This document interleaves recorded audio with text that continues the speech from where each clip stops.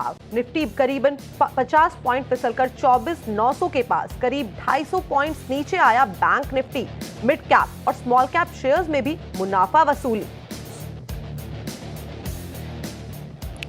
IT और middle शेयरों में सबसे ज्यादा तेजी, 1% से चढ़े दोनों इंडेक्स। सेल 3% से ज्यादा तेजी के साथ निफ्टी का टॉप गेनर। वही टाटा स्टील, जेएसडब्ल्यू स्टील और एनएमडीसी में भी रौनक। दूसरी ओर डिफेंस, कैपिटल गुड्स, ऑटो और रियल्टी में मुनाफा वसूली। डिफेंस और रेलवे शेयर्स में मुनाफा वसूली हाफी। कोचीन शिपयार्ड करीबन 6% टूटा, तो वहीं हिंदुस्तान एरोनॉटिक्स, मझगांव डॉक और भारत डायनामिक्स में भी कमजोरी। उधर राइट्स, टीटागढ़ रेल और रेलटेल भी 4 से 6% फिसले। दमदार नतीजों से फाइजर का शेयर करीब 11% दौड़ा। चौथी तिमाही में कंपनी का कामकाजी मुनाफा 20% बढ़ा, तो वहीं रेस्टोरेंट ब्रांड्स में भी अच्छे रिजल्ट से करीब 8% भागा। उधर गुजरात गैस भी नतीजों के बाद जोश में, शेयर 3% चढ़ा। आज के बिग स्टॉक्स और स्पॉटलाइट पड़े सटीक। नतीजे और ब्रोकरेज अपग्रेड से डीएलएफ करीबन 6% चढ़कर वायदा का टॉप गेनर। चौथी तिमाही के मुनाफे में 36% का उछाल। उधर स्पॉटलाइट टाटा टेक भी मजबूत। दोनों शेयर पर बुलिश नजरिए से हुआ था सटीक एनालिसिस।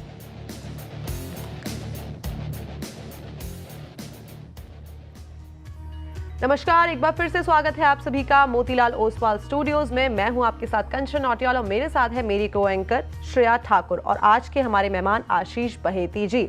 अगर इस टाइम पे बाजार की बात करी जाए तो बाजार इस टाइम पे अपने डे लो के आसपास कर रहा है कारोबार। और इसमें अगर बढ़ने वाले शेयर्स की, बढ़ने वाले सेक्टर्स की बात करी जाए तो जैसे कि हमने देखा था कि कल आईटी में हमें एक पेन देखने को मिल रहा था, लेकिन आज आईटी में एक गेन है। ऑयल एंड गैस में अच्छी खासी एक बढ़त देखने को मिल रही है। इनफैक्ट जो आज रियलिटी सेक्टर है डीएलएफ के चलते, वहां पे अच्छा खासा हमें मोमेंटम देखने को मिल रहा है और मेटल शेयर्स भी आज चमक के साथ कारोबार कर रहे हैं। लेकिन पूरे दिन की स्ट्रैटेजी कैसी होगी, किस तरीके से प्ले आउट करना है, ये बहेती सर से जान लेते हैं। Baheti sir, good morning. Good morning Kanchan ji, good morning Shreya ji, good morning everyone. जी जी देखिए, बैंक में प्रेशर है और उसका ही पूरा स्पेल जो है वो निफ्टी में देखने को मिल रहा है। जो बिगेस्ट नेगेटिव कंट्रीब्यूटर है वो एचडीएफसी बैंक रहा है और करीब करीब 36 पॉइंट का नेगेटिव कंट्रीब्यूशन एचडीएफसी बैंक से देखने मिल रहा है। और बाकी भी सारे प्राइवेट सेक्टर बैंक्स रेड में ही ट्रेड कर रहे हैं, तो एक सेक्टर रोटेशन क्लियरली विजिबल है। कल निफ्टी ट्रैक कर रहा था, आज निफ्टी कल आईटी ट्रैक कर रहा था, आज आईटी ने सपोर्ट दिया है और आईटीसी ने भी सपोर्ट दिया है यहाँ पर। तो हमें लग रहा है कि जो अभी ध्यान रहना चाहिए वो निफ्टी की तरफ ही रहना चाहिए लॉन्ग ट्रेड के लिए। बैंक निफ्टी को अभी अवॉइड करें, या इनफैक्ट बैंक निफ्टी में लॉन्ग है तो वहां पे हम एग्जिट करने की सलाह दे रहे हैं। अब निफ्टी में हमें लगता है कि इन लेवल्स पे भी लॉन्ग में बने रहे, या कोई डिप आती है तो वहां पे भी खरीदारी की जा सकती है। जो स्टॉप लॉस मेंटेन करना है वो 24,750 के करीब का एक एसएल मेंटेन करे। हमें लग रहा है निफ्टी में वापस एक पुल बैक देखने मिल सकता है जो कि इसे 25,200 तक का जोन दिखा सकता है। बैंक निफ्टी को अवॉइड करें अभी। ओके, बैंक निफ्टी अवॉइड है। निफ्टी अभी लॉन्ग ट्रेड के लिहाज से आप इसमें ट्रेडिंग कर सकते हैं, लेकिन ध्यान रखिएगा 24,750 का एक स्टॉप लॉस मेंटेन करें। और क्लियरली मार्केट में सेक्टोरल शिफ्ट हमें देखने को मिल रहा है। कल आईटी में दबाव, आज आईटी रियल्टी, कल तो रियल्टी पैक भी तेज़ था और आज भी तेज़ है, लेकिन प्राइवेट पीएसयूज पे आज थोड़ा डेंट और निफ्टी बैक कहीं ना कहीं ड्रैग करता हुआ नजर आ रहा है। तो ये आपके लिए स्ट्रैटेजी इंडेक्स पे। चलिए अब आगे बढ़ते हैं और सबसे पहले वो नंबर आपके स्क्रीन पे जिसके जरिए आप हमारे साथ जुड़ सकते हैं, अपने सवाल पूछ सकते हैं। WhatsApp number 7045220000। इस नंबर पर अपने सवाल पूछें, आपसे आपकी क्वेरीज ली जाएगी, उसके बाद आपको सीएनबीसी आवाज़ पर जोड़ा जाएगा। तो देखते हैं कि पहला कॉलर हमारे साथ कहाँ से जुड़ रहे हैं आज और उनसे बातचीत की जाए। पंकज ठाकुर जी हमारे साथ जुड़ रहे हैं बेंगलुरु से। Pankaj ji, good morning. Very good morning ma'am.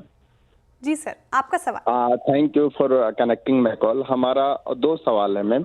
पहला सवाल है, हमारे पास निफ्टी के 100 शेयर है जो कि 1600 के आसपास का परचेज है, और HCL नॉट निफ्टी, इन्फोसिस है, इन्फोसिस के 100 शेयर है जो कि 1600 के परचेज है, और HCL टेक्नोलॉजी का भी 100 शेयर है जो कि 1777 का परचेज है, 1777, और मैं नेक्स्ट 5 ईयर तक स्टे कर सकता हूँ। तो अभी हमें क्या करना चाहिए? हमें आई कैन स्टे। और दूसरा सवाल ये है कि हर मंथ हमारी जब सैलरी आती है तो हमें अगले 5-10 सालों के लिए 10-10 हजार रुपए का SIP जैसे हमें स्टॉक खरीदना है। तो बहुत अच्छा सवाल है पंकज जी, मजेदार सवाल पूछा आपने। बिल्कुल, हाँ, ये तो आपके क्वेरीज को एड्रेस करते हैं। पहले जो आपने सवाल पूछा, वैसे मैं समझ रही थी आप इन्फोसिस पे ही पूछ रहे हैं, निफ्टी नहीं है वो, क्योंकि सवाल आपका मेरे पास भी है। 1650 की आपकी खरीद 1578 पे अभी कारोबार कर रहा है, यानी कि आप 70-71 रुपये प्रति शेयर का लॉस झेल रहे हैं। लेकिन आईटी आज फिर से फ्लेवर में है और इन्फोसिस टॉप गेनर्स में शामिल 1.5% की करीब तेजी ये दिखा रहा है। और आज अगर आप सुबह वाली रिपोर्ट भी देखते हैं पंकज जी, तो मैं इन्फोसिस पे खबर जब बता रही थी, सीएफओ की मीट हुई, काफ़ी स्ट्रॉन्ग कमेंट्री उनकी तरफ से आती हुई, नोमुरा की भी रिपोर्ट आई है, अच्छा खासा अपसाइड पोटेंशियल देखते हैं और टॉप पिक में ब्रोकर्स के शामिल है इन्फोसिस। चार्ट्स क्या इंडिकेट कर रहे हैं बहिती जी, ये लॉन्ग टर्म के लिहाज से होल्ड करना चाह रहे हैं? 1650 का लेवल इनका आता हुआ दिखेगा क्या? वहां से भी क्या बढ़ोतरी देखने को मिलेगी? 2006 इसका 52 वीक का है। जी जी श्रेया जी, देखिए चार्ट्स पिछले 2 दिनों की गिरावट के बाद आज तो पुल बैक दे रहे हैं, लेकिन अगर मैं लॉन्ग टर्म की डिस्कशन करूँ यहाँ पे, तो ज़रूर यहाँ पे एक अच्छे भाव पे इन्होंने लिया और काफ़ी डीप करेक्शन ऑलरेडी हमने देखा है इन्फोसिस में। ऑलमोस्ट 1990 से 2000 के लेवल से टच होकर वहाँ से करेक्ट हुआ है और हमें लग रहा है कि अब जैसे जैसे ट्रेड वॉर और ये बाकी सब चीज़ें ठीक होती जाएंगी, यहाँ पे एक पुल बैक वापस देखने मिल सकता है और जो शॉर्ट टर्म में टारगेट्स है वो 1700 और तक के इसमें देखने मिल सकते हैं। सिंस इनका होराइजन 5 साल का, तो उसका कमेंट करना मुश्किल है, लेकिन एक स्टॉप लॉस जरूर इन्हें मेंटेन करना चाहिए, वो है 1500 का एक एसएल मेंटेन करे इन्फी में। वहीं मैं एचसीएल टेक की बात करूँ तो एचसीएल टेक हमें ज़्यादा प्रेफर्ड है लार्ज कैप आईटी में। इनफैक्ट लार्ज कैप आईटी में अगर हम कुछ बाइंग रिकमेंडेशन में है हमारे, तो सिर्फ एचसीएल टेक है और उसके साथ साथ हम मिड कैप आईटी में बहुत ज़्यादा बुलिश है compare to large cap IT. तो एचसीएल टेक में जरूर होल्ड करने की सलाह है। यहाँ पे जो स्टॉप लॉस मेंटेन करना चाहिए वो है 1550 का एक एसएल मेंटेन करे। एचसीएल टेक के हमारे जो लार्ज लॉन्ग टर्म के टारगेट्स है वो 1950 तक के भी इन्हें देखने मिल सकते हैं। एचसीएल टेक में 90-50 के टारगेट देखने को मिल सकते हैं, तो दोनों ही स्टॉक्स आप होल्ड कीजिए पंकज जी, इन्फोसिस और एचसीएल टेक। और एक जो सवाल वो सभी के जहन में होता है आशीष जी, जब सैलरी बढ़ती है तो उसके अनुसार उसको मद्देनज़र रखते हुए हमें अपनी एसआईपी भी बढ़ानी चाहिए। अपने सैलरी के मुताबिक 5 से 10 हज़ार तक की सैलरी एसआईपी बढ़ सकती है क्या? ये जो स्ट्रैटेजी अपना रहे हैं पंकज जी, क्या ठीक है? जी देखिए, स्टॉक में की जगह हमारी सलाह रहेगी कि मिड कैप ईटीएफ में बाय करे। निपॉन बीज है जैसे है, जो कि नेक्स्ट 50 जूनियर बीज है, उसमें खरीदारी करे एसआईपी के मोड से, क्योंकि एक अच्छा बास्केट इन्हें बाय करते हैं और मिड कैप थोड़ा आउट परफॉर्म ज़्यादा करता है ओवर पीरियड ऑफ 5 years। तो यहाँ पे ज़रूर एसआईपी मोड से इन्वेस्ट कर सकते हैं ये। तो स्टॉक स्पेसिफिक ना होकर बेंचमार्क जैसे कि मिड कैप ईटीएफ्स और पीएसयू बैंक बीज में आपने कहा, वहां पे एसआईपी के जरिए ये कर सकते हैं। ठीक है कंचन। ओके, तो ये काफ़ी सारे सवाल, काफ़ी सारी क्वेरीज एक ही हमारे जो दर्शक हैं उन्होंने कंप्लीट कर ली है। आगे बढ़ते हैं और नासिक चला जाए। संदीप जी हमारे साथ जुड़े हैं। Sandeep ji good morning. Good जी, मॉर्निंग। बारिश कैसी हो रही है नासिक में, पहले ये बताइए सर। नासिक में काफी बारिश हो रही है, इट्स लाइक डेली रेनी बारिश हो रहा है, हर शाम को बारिश हो रहा है, काफी बारिश है। चलिए बढ़िया, अब आपका सवाल बताइए सर। तो मैंने मैम ओएनजीसी के शेयर परचेज किए एट द रेट ऑफ 345। तो अभी Okay. उसको होल्ड करना चाहिए या बेचना चाहिए? I can hold for longer period as well.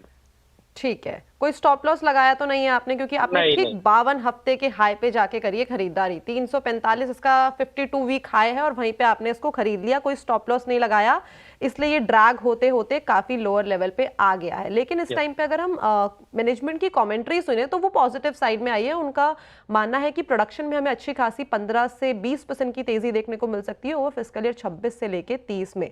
बहिती sir, क्या आज तो इसमें शानदार एक तेजी हमें देखने को मिल रही है ओएनजीसी में, क्या लग रहा है कि अपवर्ड ट्रैजेक्टरी में कब तक सस्टेन करेगा? जी देखिए, एक अच्छा पुल बैक देखने मिल रहा है ओएनजीसी में और कोल इंडिया दोनों में। ये दोनों स्टॉक्स जो थे काफी ड्रैग हुए थे नीचे की तरफ, और जिस हिसाब से अब क्रूड वापस एक स्टेबलाइज हो रहा है और नीचे की जो गिरावट थी क्रूड की, वो अब थमते हुए देखने मिल रही है। तो ओएनजीसी हमें लगता है कि यहाँ से होल्ड करना चाहिए इन्हें। इनका जो प्राइस है वो काफी ऊपर का है, यहाँ से ऑलमोस्ट 30-35% का और इन्हें अपस्विंग देखना पड़ेगा। बट हमें लगता है कि यहाँ पे होल्ड करे, लेकिन एक स्टॉप लॉस जरूर मेंटेन करे, वो है 240 का। ओके, ओएनजीसी पे फिलहाल ये स्ट्रैटेजी 240 का स्टॉप लॉस आप मेंटेन करें और ये स्ट्रैटेजी आप अपनाएं। डे हाई पर शानदार रैली इस पर्टिकुलर काउंटर में आज हमें देखने को मिल रही है। चलिए आगे बढ़ते हैं और देखते हैं कि कौन से कॉलर हमारे साथ जुड़ रहे हैं। अगला अजीत कुमार गुप्ता जी हमारे साथ जुड़ रहे हैं धनबाद से। अजीत जी सुप्रभात सर। सुप्रभात मैम। जी सर, आपका सवाल। मेरा सवाल है, मेरे पास SBI है 41,732 में, और एक को टाटा मोटर है 116,631 में। नजरिया क्या है सर आपका, लॉन्ग टर्म के लिहाज से होल्ड करना चाह रहे हैं? लंबी अवधि है या छोटी अवधि है? नहीं, लॉन्ग टर्म से भी कोई दिक्कत नहीं है मैम, लेकिन ये हो रहा है क्या, जैसे SBI जो है 800 क्रॉस नहीं करता और फिर बैक आ जाता है। बिल्कुल सही बोल रहे हैं आप, एकदम सही, एकदम सही पकड़ी है आपने उसकी नस्ब SBI की। अब वो 800 पूछ रही से सर ऊपर आशीष जा जी नहीं से पा रहा सवाल। है।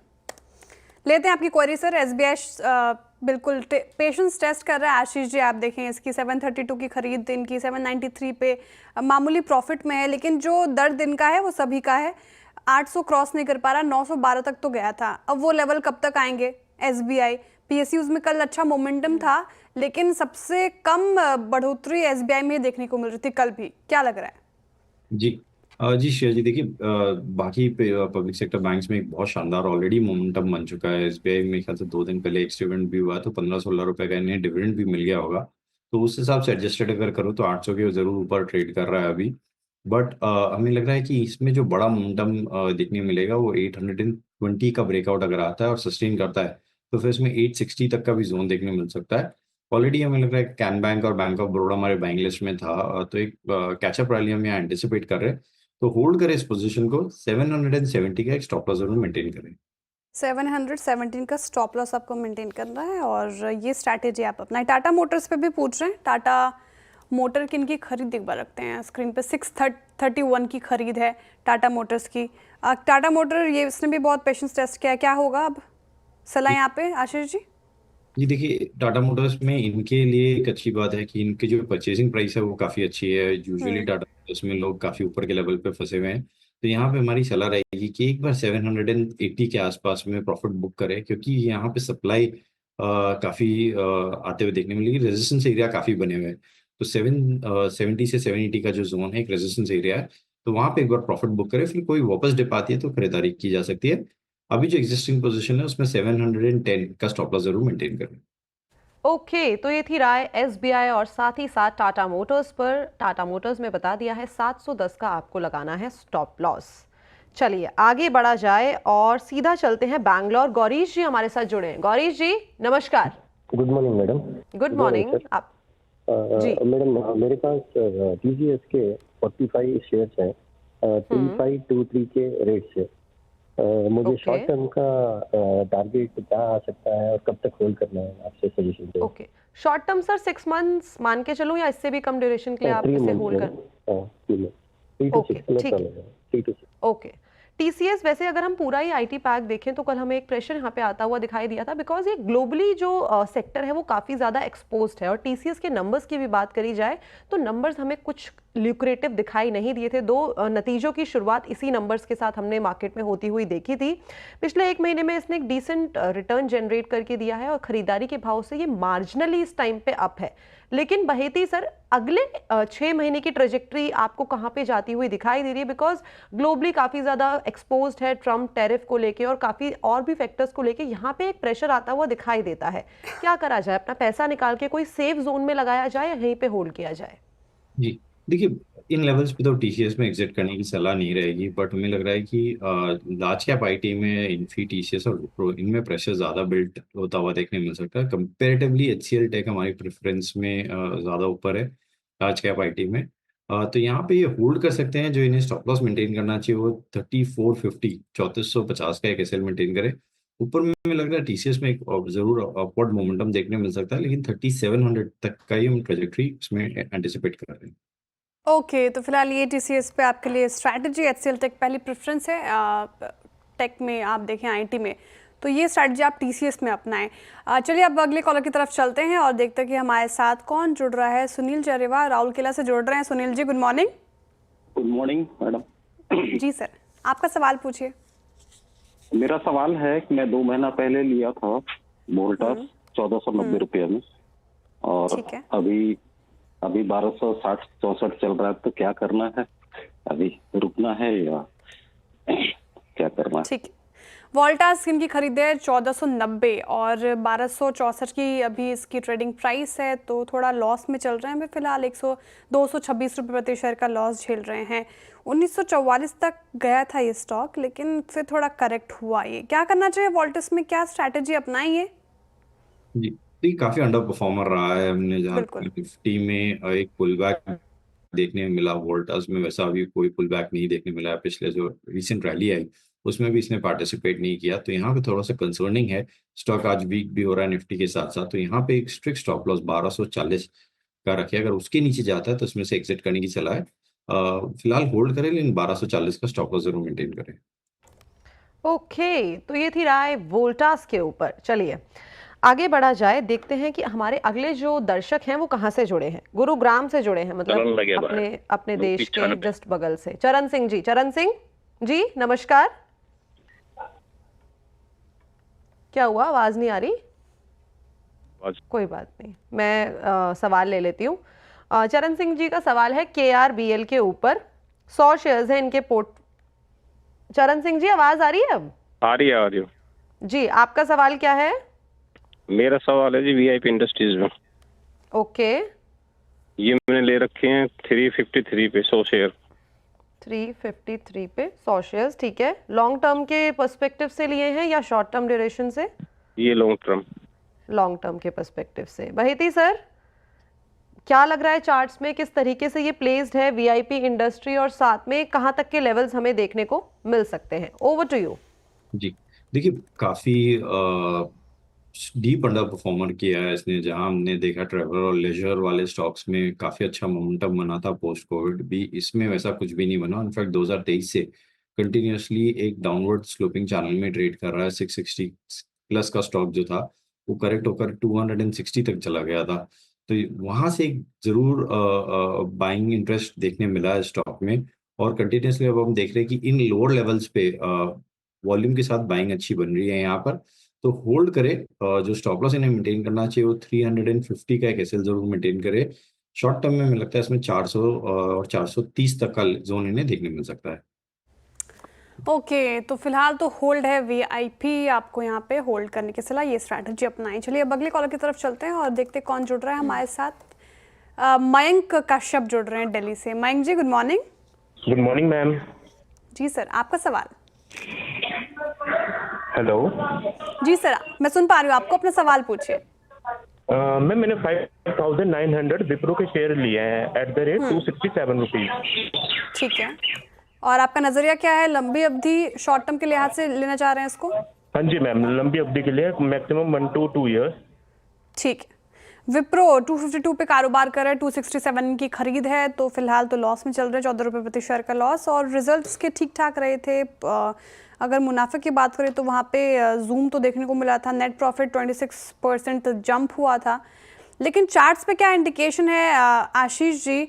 आप अगर देखिए विप्रो को तो एक महीने में तो ठीक ठाक इसने रिटर्न जनरेट कर दिए हैं, 6% से ज़्यादा, लेकिन पिछले साल 10% का रिटर्न और इस साल में अब तक 15% से ज़्यादा टूट चुका है। क्या स्ट्रैटेजी अपनाएं? जी देखिए, 10 और 9 और 12 में कोई एक अच्छा अपमूव देखने मिला था लोअर लेवल से, लेकिन पिछले 4-5 दिनों से एक स्ट्रॉन्ग कंसोलिडेशन चल रहा है स्टॉक में। नीचे में 250 का एक जोन बन गया, ऊपर में 258 तक का रेजिस्टेंस एरिया बन गया है। हमें लग रहा है इसका 258 का अगर ब्रेकआउट आता है तो एक फ्लैग का ब्रेकआउट रहेगा वो, और उसमें वापस 275 तक का ये जोन दिखा सकता है शॉर्ट टर्म में। तो होल्ड करें इस पोजीशन को। जो स्टॉप लॉस इन्हें मेंटेन करना चाहिए वो 245 का एसएल मेंटेन करे, और 274 तक के टारगेट के लिए इसमें बने रहे। 274 का टारगेट एक्सपेक्ट कर सकते हैं, इस तब तक के लिए आप होल्ड करें, लेकिन ध्यान रखिए 245 का आपको स्टॉप लॉस जरूर मेंटेन करना है। विप्रो पे स्ट्रैटेजी अपनाएं। चलिए इसी के साथ रुक रहे एक छोटे से ब्रेक के लिए। ब्रेक के उस पर आपके बहुत सारे सवालों का इंतजार।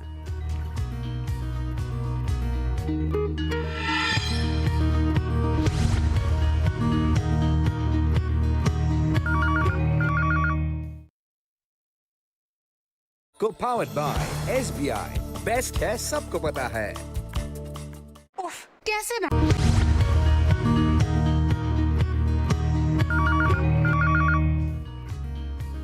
तो चलिए एक बार फिर से स्वागत है आप सभी का ट्रेडर्स हॉटलाइन में। और अब थोड़ा सा शिफ्ट करते हैं, जो हमारे साथ हमारे जितने भी व्यूअर्स कॉल के थ्रू जुड़ रहे थे, अब सोशल मीडिया प्लेटफॉर्म की तरफ शिफ्ट किया जाए और देखा जाए क्या क्या सवाल हमारे सोशल मीडिया प्लेटफॉर्म पे आ गए हैं। चलिए शुरुआत कर लेते हैं इस टाइम पे पीएनबी के साथ। पीएनबी के ऊपर एक सवाल आया है सुभाष जी का। भाई सर, इनके पास ना पीएनबी के 2000 शेयर्स हैं, 111 की इनकी खरीद है। नंबर्स की बात करी जाए तो नंबर्स तो हमें पीएनबी के पॉजिटिव साइड में देखने को मिले थे। इनफैक्ट जो एसेट क्वालिटी है वो भी यहाँ पे इंप्रोवाइज होती हुई दिखाई दी थी। लेकिन एक कंसर्निंग फैक्टर है कि जो गाइडेंस आई थी उसको थोड़ा सा कंपनी के ऑपरेटिंग मार्जिन को मैनेजमेंट ने थोड़ा सा कॉन्ट्रैक्ट किया था। और पिछले एक साल में बात करें तो यहाँ पे कोई नंबर्स रिटर्न के हिसाब से अच्छे तो दिखाई दिए नहीं है। ईयर टू डेट में भी ये कंसोलिडेट ही हुआ है चार्ट्स के ऊपर। आगे की ट्रेजेक्ट्री किस तरीके की दिखाई दे रही है, क्या करना चाहिए? Over to you. जी, देखिए पीएनबी में मोमेंटम स्ट्रांग बना हुआ है और सारे पीएसयूज बैंक्स में बहुत अच्छी रैली बनी हुई है। पीएनबी में उस हिसाब का रैली नहीं बना, पीएनबी और एसबीआई दोनों में, बट हमें लग रहा है कि यहाँ पे कैचअप रैली अब ड्यू है। तो होल्ड करें इस पोजीशन को। 111 के हमारे टारगेट्स है अभी इसमें शॉर्ट टर्म, तो इनका जो बाइंग प्राइस है वहां तक हमें लगता है ये स्टॉक आता हुआ जल्दी इन्हें देखने मिल सकता है। तो होल्ड करें, लेकिन जो एक स्टॉप लॉस जरूर मेंटेन करें वो 97 का एक एसएल इसमें मेंटेन करें। 97 का स्टॉप लॉस आपको मेंटेन करना है। एक रैली अभी भी ड्यू है फिलहाल, तो ये स्ट्रैटेजी आप पंजाब नेशनल बैंक में अपनाएं और कुछ और व्यूअर्स के साथ जुड़ा जाए। और एक्स पर कुबेर नारायण शर्मा जी ने सवाल पूछा है, डेली व्यूअर हैं, ट्रेडर्स हॉटलाइन को काफ़ी ज़्यादा पसंद करते हैं। ये पूछ रहे हैं डिफेंस स्टॉक्स के ऊपर। आप देखिए डिफेंस स्टॉक थोड़ा मुनाफा वसूली का शिकार हो रहा है। आज हैल, कोचिन शिपयार्ड जैसे स्टॉक्स में आपको थोड़ा मुनाफा वसूली देखने को मिलेगा। काफ़ी चले हैं ये पूरा स्पेस। आप देखिए फरवरी 2025 में जो बॉटम बना था उसके बाद से 50% का रिटर्न इस पूरे इंडेक्स ने जनरेट करके दिया। तो शानदार रैली देखने को मिली हमें, तो स्वाभाविक तौर पर थोड़ा सा अभी फिलहाल मुनाफा वसूली भी आती हुई नजर आ रही है। सवाल इनका ये आशीष जी कि करंट रेट्स पर, करंट ट्रेडिंग रेट्स पर हैल, बीईएल, कोचिन शिपयार्ड जैसे स्टॉक्स में क्या खरीदारी की सलाह होगी लॉन्ग टर्म के लिहाज से? पहले हैल बताइए, अभी जिस मार्केट प्राइस पे ये कारोबार कर रहा है, क्या यहाँ पे फ्रेश खरीदारी की जा सकती है?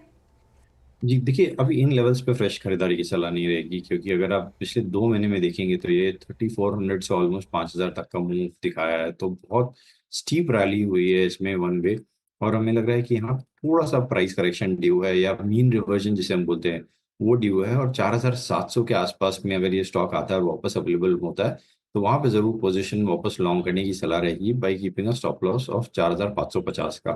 तो हमें लग रहा है कि यहाँ पे कोई भी डिप आती है तो एक बाइंग अपॉर्चुनिटी बनेगी, और 4700 के आसपास में इसमें खरीदारी की जा सकती है।